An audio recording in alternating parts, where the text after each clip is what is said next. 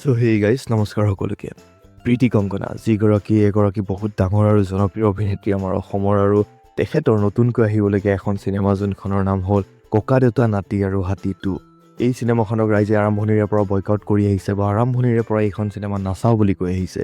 আৰু তেনে সময়তে প্ৰীতি কংকনাই এনেকুৱা কিছুমান অভদ্ৰামী কৰিলে, এনেকুৱা কিছুমান অভদ্ৰ আচৰণ দেখুৱালে, যাৰ ফলত এই চিনেমাখন ৰাইজে আকৌ এবাৰ বয়কট কৰিবলৈ লৈছে।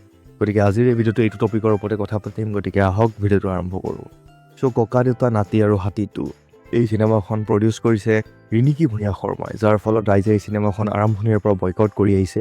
আৰু লগতে এই চিনেমাখনৰ এক্টৰ হিচাপে আছে যতীন বৰা, উৎপল দাস, আদিল হুছেইন, প্ৰীতি কংকনা, প্ৰস্তুতি পৰা হয়। গতিকে বহুত ডাঙৰ ডাঙৰ অভিনেত্ৰীবোৰ আছে এই চিনেমাখনত, আৰু বিগ বাজেট লৈ পেলাই বনোৱা হৈছে। দেশত গৈ পেলাই শ্বুট কৰা হৈছে এই চিনেমাখন, আৰু বহুত এটা ডাঙৰ বাজেট লৈ পেলাই বনোৱা হৈছে। কিন্তু ৰাইজে এই চিনেমাখন নাচাওঁ বুলি কৈ আহিছে, কাৰণ কেইবাদিনো আগতে উৎপল দাসে এখন ঠাইত গৈ পেলাই তেখেতৰ অনুৰাগীৰ লগত অভদ্ৰ আচৰণ কৰিছিলে দেখিবলৈ পাইছে। আৰু লগতে যতীন বৰাৰ লগতো কিছু প্ৰব্লেম দেখা পোৱা যায় ৰাইজৰ লগত। আৰু বৰ্তমান প্ৰীতি কংকনা এগৰাকী অভিনেত্ৰী আছিলে, এখেতক লৈ পেলাই ৰাইজৰ বৰ্তমানলৈকে কোনো ধৰণৰ প্ৰব্লেম নাছিলে।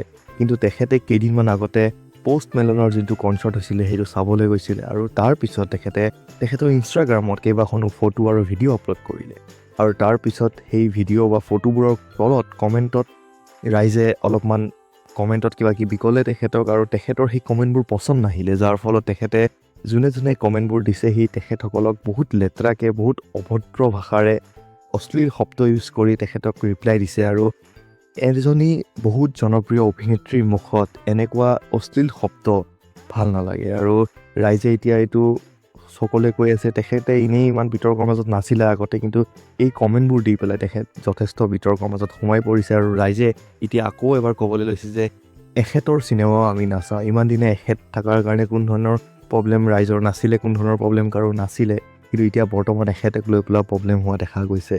আৰু হয়ো কথাটো, কাৰণ এগৰাকী বহুত ডাঙৰ জনপ্ৰিয় অভিনেত্ৰীৰ মুখত এনেকুৱা শব্দ কিছুমান ভাল নালাগে। আৰু কমেণ্টত তাকো ইনষ্টাগ্ৰামৰ ছ'চিয়েল মিডিয়া প্লেটফৰ্মত যোনটো সকলোৱে দেখিব পাৰে, সকলোৱে চাব পাৰে, তেখেতে পাৰ্চনেল লাইফত কি কৰিছে এইটো আমাৰ চাব লগা নাই, কিন্তু তেখেত এজনী জনপ্ৰিয় অভিনেত্ৰী, আৰু তেখেতৰ কমেণ্টত তেখেতৰ অনুৰাগীবোৰক এনেকৈ বেয়া ভাষা ইউজ কৰি তুচ্ছতাচ্ছিল্য কৰাটো কোনো ধৰণৰে গ্ৰহণযোগ্য নহয়। আৰু লগতে তেখেতক কোনো ধৰণৰ বেয়া শব্দ ইউজ কৰি কোৱা নাছিলে ৰাইজে বা তেখেতৰ অনুৰাগীবোৰে। তেখেতক বহুত ভালকেই কৈছিলে কিছুৱে, কিন্তু তেখেতে আকৌ তলত কমেণ্টত অলপমান ৰিপ্লাইটো বেয়াকৈ দিলে। বহুতে এইটো কৈ আছে যে তেখেতে কিছু মাদক দ্ৰব্য গ্ৰহণ কৰি পেলাই হয়তো এইবোৰ কাম কৰিছে বা নকৰিবও পাৰে।